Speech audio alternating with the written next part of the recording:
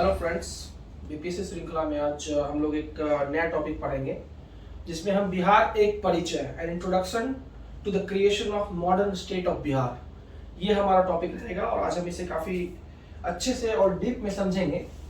So the topic is creation of modern Bihar. Students, सबसे पहले हम समझते हैं कि हमारा जो बिहार है वो लोकेटेड इंडिया के मैप पे। हम लोग इस ढंग से एक रफ स्केच अगर हम लोग बनाए तो ये रहा।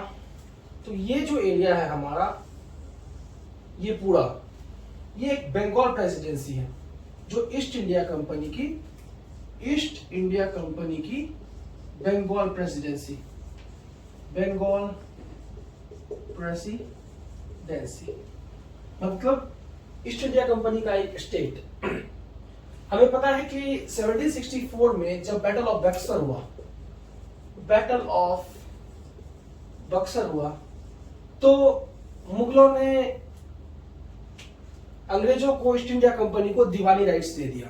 दीवानी राइट्स मतलब वहां पर लैंड रेवेन्यू कलेक्ट करने के लिए उन्हें अधिकार मिला। So in due course of the time East India Company जो है, ईस्ट इंडिया कंपनी के पावर बढ़े और इनका दबदबा बढ़ा। अब ईस्ट इंडिया कंपनी का पावर बढ़ने का क्या मतलब हुआ कि अब इसे एडमिनिस्ट्रेशन और मिलिट्री ऑपरेशंस के लिए लोगों की सख्त जरूरत है और ये संभव नहीं था उनके लिए कि वो हर इंसान को जो है वो इंग्लैंड से लेके आए, क्योंकि ये उनके लिए महंगा भी पड़ता और दूरी भी काफी ज्यादा थी समय। तो उन्होंने चाहा कि क्यों ना हम यहाँ कुछ सिलेक्टेड लोकल पॉपुलेशंस को ट्रेन करें और उनको हम अपने लिए यूज करें। इनका मकसद कतई नहीं था कि हमें यहाँ पे मास एजुकेशन देना है। ये एक सीमित जनसंख्या को मतलब एजुकेशन देके, शिक्षा देकर उसे अपने काम में यूज करना चाह रहे थे। ठीक है, तो अब हम यहाँ का जो है बंगाल की थोड़ी केमिस्ट्री समझते हैं। तो बंगाल जो हमारा ये मैप पे आपको क्लियर कट दिख रहा है, इसमें हम लोग पता लगा सकते हैं कि ये बंगाल करंट डे उड़ीसा, देखो यहाँ उड़ीसा, एक तरह से झारखंड, ये लो बिहार और ये लेते हैं वेस्ट बंगाल और ये लेते हैं बांग्लादेश। ठीक है, मतलब उड़ीसा, झारखंड, बिहार, बंगाल एंड बांग्लादेश, इतने बड़े एरिया पे एक बंगाल प्रेसिडेंसी नाम से हम इसे जानते हैं।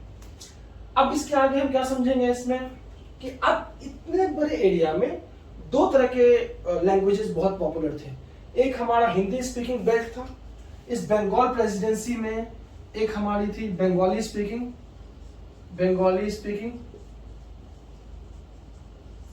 और दूसरी थी हमारी हिंदी स्पीकिंग पॉपुलेशन। टसल कब स्टार्ट हुआ, अब हम ये जानने की कोशिश करते हैं।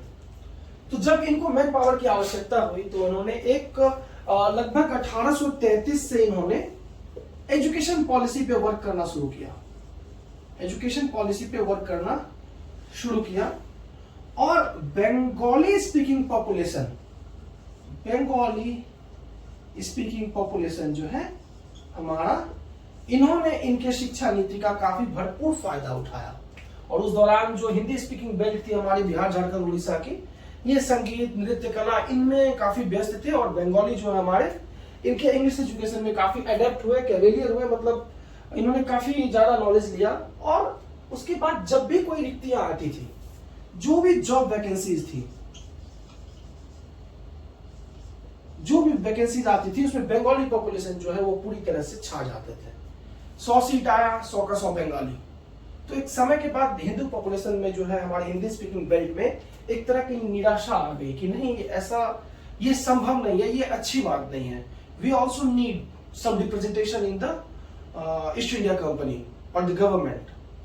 तो एक तरह से एक बीज बोया गया यहाँ पर, एक टसल स्टार्ट हुआ हिंदी स्पीकिंग और बंगाली स्पीकिंग पॉपुलेशन के बीच। तो इसी दौरान इस कड़ी में अगर हम अब इसे टाइम लाइन में समझने की कोशिश करते हैं, तो अभी हम लोग टाइम लाइन की चर्चा करेंगे जो कि काफी इंटरेस्टिंग होगा। और प्लीज ये बेहतर होगा अगर आप इसे जॉट डाउन करें, नोट डाउन करते चले। देखो क्या है, अगर मैं स्लाइड से पढ़ा मैं सकता हूँ आसानी से स्लाइड से भी, लेकिन स्लाइड्स की बातें जो है आपके दिमाग में ज़्यादा देर रहेंगी नहीं। वो एंटरटेनमेंट की चीज़ें हैं, वो आम लोगों के लिए, स्टूडेंट्स के लिए slides I don't think that is much important. What is important what I right on the board. So please note it down कि अब बिहार के हिस्ट्री में अगर टाइम लाइन देखा जाए, हम लोग टाइम लाइन देखते हैं. टाइम लाइन में मैं सबसे पहला लिखूंगा 1876, जो पहला डिमांड रखा गया बिहार के बारे में, जो एक हमारा सेंस ग्रो कर रहा था कि yes we Bihari as a separate population belong. So वो आया 1876 में, और ये मैगजीन का नाम था मुर्द ए सुलेमान. ठीक है, इस मैगजीन मुर्द ए सुलेमान में एक जो है आर्टिकल छपा, उसमें यह कहा गया बिहार बिहारियों के लिए. ठीक है, और यह प्रकाशित हुआ मुंगेर से. यह काफी अच्छा क्वेश्चन बनता है बीपीएससी में कि मुर्द ए सुलेमान कहां से प्रकाशित हुआ, तो यह मुंगेर से प्रकाशित हुआ. और इसमें जो है बिहार बिहारियों के लिए, क्वेश्चंस घुमा के भी दे सकता है कि बिहार बिहारियों के लिए जो लेख है वो किस पत्रिका में छपी, तो वो मुर्द ए सुलेमान में, जो कि मुंगेर से प्रकाशित हुई. 1876 के बाद हम लोग आते हैं सीधा 1894. 1894 में हमारा बिहार टाइम्स, ये जो न्यूज़पेपर है, बिहार टाइम्स एक न्यूज़पेपर है जो लगातार बिहारियों के डिमांड को प्रकाशित कर रहा है. और बिहार टाइम्स के जो फाउंडर हैं, ये सारे क्वेश्चंस कन्वर्ट होते हैं. देखो बीपीएससी की सबसे अच्छी खूबसूरती है ये कि फैक्ट्स बहुत ज़्यादा हैं, स्टोरीज मैं समझा ही रहा हूं. Please note down the facts. कि फाउंडर इसके कौन है? सच्चिदानंद सिन्हा. सच्चिदानंद सिन्हा जो है इसके फाउंडर हैं. और एडिटर जो है हमारे ये हैं महेश नारायण. ये काफी एक अच्छा क्वेश्चन निकल के आता है कि बिहार टाइम्स के फाउंडर कौन है? सच्चिदानंद सिन्हा. 1894 में इसका फाउंडेशन हुआ और एडिटर हैं महेश नारायण.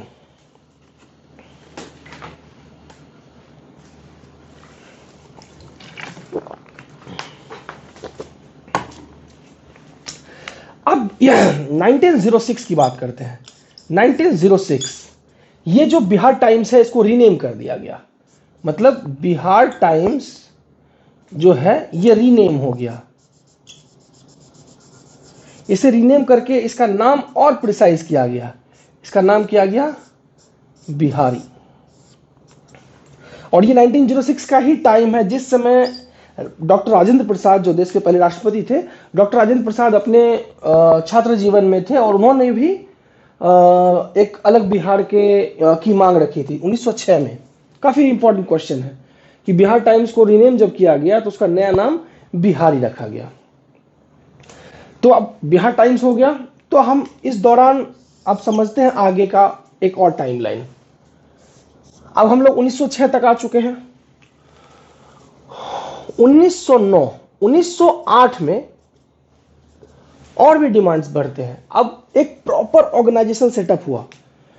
इंडियन नेशनल कांग्रेस के अंदर Bihar provincial Congress committee. Bihar provincial Congress committee का गठन जो है 1908 ईस्वी में किया गया, जिसके अध्यक्ष, जिसके प्रेसिडेंट थे हसन इमाम. तो एक तरह से हम देख रहे हैं कि बिहार एक स्टेट की जो मांग है वो बिल्कुल एक तरह से फाउंडेशन काफी मजबूत हो रही है. अब एक प्रॉपर ऑर्गेनाइजेशन के थ्रू हमारी बातों को नेता जो है ऊपर सरकार तक पहुंचा रहे हैं. तो इसी सारे दबाव के बाद और भी देश में अन्य घटनाएं हो रही थी. उसी दौरान 1909 में हमारा मॉर्ले मिंटो रिफॉर्म आया. ये क्वेश्चंस बीपीएससी में पूछे जाते हैं, मॉर्ले मिंटो रिफॉर्म्स कब आया? ये 1909 में आया. अब मॉर्ले मिंटो रिफॉर्म क्या है? मॉर्ले मिंटो रिफॉर्म एक संवैधानिक सुधार है, एक कॉन्स्टिट्यूशनल रिफॉर्म है, जिसमें कि अब चूंकि हिंदुस्तानी बहुत जागरूक हो चुके हैं, अपने हक की लड़ाई लड़ रहे हैं, तो इन्होंने हिंदुस्तानियों ने मांग रखा था कि हमें भी सेंट्रल पार्लियामेंट में, सेंट्रल लेजिस्लेटिव असेंबली में इंडियन को भी रिप्रेजेंटेशन दिया जाए। तो उसी कारण मॉडल मिंटो रिफॉर्म आया, जिसमें नेताओं को खुश करने के लिए, कांग्रेस को शांत करने के लिए, चूंकि स्वदेशी मूवमेंट का टाइम था, आंदोलन अपने चरम पे था और सरकार जो विभाजनकारी नीतियां रख रही थी कांग्रेस के नरम दल और गरम दल के बीच में, तो नरम दल के लोगों को कहीं ना कहीं अच्छे अच्छे पोस्ट पे दे करके आंदोलन को दबाना चाह रही थी। तो इसी दौरान जो है मॉडल मिंटो रिफॉर्म में ये जो हमारे सच्चिदानंद जी हैं, इनको सेंट्रल लेजिस्लेटिव असेंबली में भेजा गया, सच्चिदानंद को। और हमारे जो है अली इमाम, ये नाम याद रखें आप, अली इमाम को कहाँ रखा गया? इनको गवर्नर जनरल एग्जीक्यूटिव काउंसिल, अब ये काफी रफ एंड टफ वर्ड लग रहा है, लेकिन मैं बता दूं ये काफी सिंपल है। गवर्नर जनरल एग्जीक्यूटिव काउंसिल एक, आप समझ सकते हैं, आज के कैबिनेट की तरह है। मान लो प्रधानमंत्री मोदी जी हैं और कैबिनेट मंत्री कौन है, तो एक तरह से है कि आप वाइस रॉय जो हैं, जो गवर्नर जनरल हैं, वो तो हेड है इंडिया के, तो उन्होंने कुछ कैबिनेट मिनिस्टर्स को रखा है जिसमें कुछ इंडियन को भी शामिल किया गया, ताकि इंडियन शुड फील इंक्लूसिव। उन्हें ऐसा नहीं लगे कि उन्हें एक्सक्लूड करके पॉलिसीज बनाई जा रही है, बस एक ये दिखावा ही था, छलावा था। तो 1909 में मॉडल मिंटो रिफॉर्म आने के बाद सच्चिदानंद सिन्हा ने और अली इमाम, इन्होंने भारत सरकार में कहीं ना कहीं अपना रिप्रेजेंटेशन बनाया। और फिर इन दोनों ने मिलकर सरकार पे प्रेशर बनाया कि ये जो आंदोलन है इसका एक ही रास्ता है, वो है बंगाल पार्टीशन रद्द करना, दूसरा बिहार का क्रिएशन, कि बिहार शुड बी क्रिएटेड। ये सजेशन इन्होंने सरकार को दिया। ठीक है, तो इस कड़ी में अब हम लोग आगे की बात करेंगे। तो 1909 के बाद जो है हमारा एक प्रोसेशन आगे बढ़ता है और फिर इसमें एक काफी इंटरेस्टिंग, अब जो हमारा एक फाइनल मोड़ आ रहा है क्रिएशन ऑफ बिहार के क्रिएशन ऑफ बिहार में एक हमारा फाइनल मोड़ की ओर हम लोग बढ़ रहे हैं, जिसमें एक कड़ी हम जोड़ते हैं 1911। काफी इंटरेस्टिंग, 1911 में दिल्ली दरबार का आयोजन हुआ। दिल्ली दरबार सुनने में ही एक मुगलिया कुछ बड़ा कोर्ट का लग रहा है। तो दिल्ली दरबार होता क्या था? दिल्ली दरबार एक्चुअली जब भी इंग्लैंड में कोई राजा बनते थे नए, तो इंडिया में वाइस रॉय वगैरह सेलिब्रेशन काफी जोर शोर से करते थे, तो उसको दिल्ली दरबार कहा जाता था। जनरली आई थिंक कि 3 बार दिल्ली दरबार हुआ है। ये 3 बार हुआ है। ये आप 1877 में हुआ है और 1903 में हुआ है और 1911, ये 3 बार दिल्ली दरबार हुआ है। आई थिंक ये लिप्टन के टाइम पे हुआ था, ये हमारा कर्जन के टाइम पे हुआ, और 11 में जो है Lord Hardinge to. Delhi Durbar में कौन आए थे? दिल्ली दरबार में first time king George fifth, first time ऐसा इतिहास में हुआ था इंडिया में कि इंग्लैंड के राजा इंडिया आए थे, तो खुशी का माहौल था। तो दिल्ली दरबार में किंग जॉर्ज फिफ्थ, इन्होंने अनाउंस किया इन्होंने कैंसिल कर दिया बंगाल पार्टीशन को। Bengal partition cancelled by King George the fifth. और दूसरा क्या किया? Bihar as a state announced. इन्होंने भरोसा दिया कि हाँ, बिहार एक स्टेट के रूप में हम इसे रिकॉग्नाइज नियर फ्यूचर में करेंगे। दिल्ली दरबार का ये काफी, इससे क्वेश्चंस बन सकते हैं। दिल्ली दरबार में जो है राजा इंग्लैंड के आए थे, कौन थे? George the fifth. क्या हुआ था? बंगाल पार्टीशन जो कि 1905 में बंगाल डिवीजन हुआ था, उसको रद्द कर दिया गया और Bihar as a separate state को के जो डिमांड थी उसको इन्होंने हरी झंडी दे दी कि हाँ, हम लोग अब इस पे कानूनी कार्रवाई करके हम लोग बिहार को एक सेपरेट स्टेट बना देंगे। ये 1911 की कहानी है। और टू बी वेरी प्रिसाइज, ये 12 दिसंबर 1911 को ऐसा हुआ। अब हमारा आ जाता है यहाँ पर 21 मार्च 1912, 21 मार्च 1912 को बंगाल गवर्नर, इनका नाम है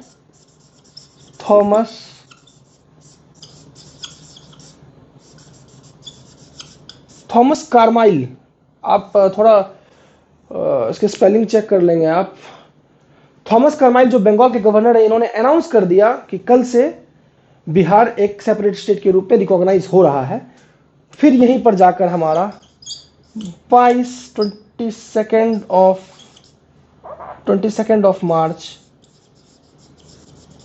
1912 को पहला बिहार दिवस मनाया गया, खुशी के रूप में बिहार दिवस मनाया गया।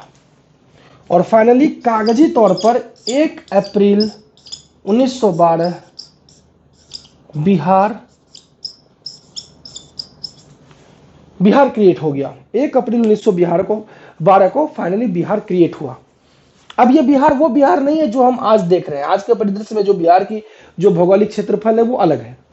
ये बिहार है, इसमें आज का बिहार, झारखंड और उड़ीसा, ये तीनों स्टेट मिलाकर यहां से केवल बंगाल को अलग किया गया। जो बंगाली स्पीकिंग पॉपुलेशन थी हमारी वो अलग हो गई और ये स्टेट, 3 स्टेट मिलकर बिहार एज ए स्टेट का स्थापना हुई। और इसकी राजधानी जो है ये पटना बनी, इसकी कैपिटल पटना।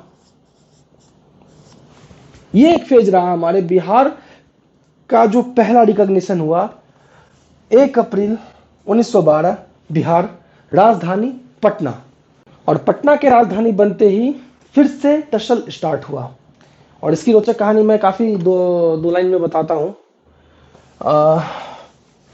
अब हम लोग बचे 3 भाई, बिहार, झारखंड और उड़ीसा। अब इनके बीच में क्या मतांतर हुए, क्या मतभेद हुए, जो इन्हें भी हमसे अलग होना पड़ा। राजधानी पटना बनते ही एक एडमिनिस्ट्रेटिव ईज जो है वो कम हो गया, क्योंकि उड़ीसा काफ़ी दूर था और उड़ीसा के लोगों को कभी नौकरी के भर्तियों के लिए, कोर्ट कचहरी के लिए समस्याएं झेलनी पड़ती थी। ऊपर से उनके कुछ सांस्कृतिक अलग कल्चर भी अलग था, कुछ लैंग्वेज बैरियर्स भी थे। तो समहाउ उन्होंने भी एक बार ऑर्गेनाइज डिमांड रखना शुरू किया अंग्रेजों के पास, ब्रिटिश के पास। तो उनके आलोक में जो है गवर्नमेंट ऑफ इंडिया एक्ट